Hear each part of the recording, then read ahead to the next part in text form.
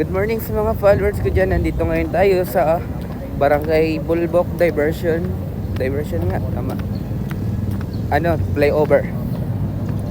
At kasama ko ngayon si Sakso Boy.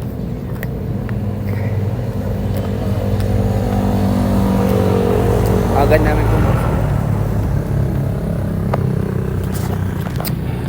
Nandito yung mga lugar daw ng maliligalig. Dito ang dami nagko-comment, tunay daw. Sila naman nagsasabi. Wala akong sinabi dun mo. Sila nagsasabi. Grabe, ang sarap sa balat ng init. May mga lumilipad na sasakyan. Yun. Galing.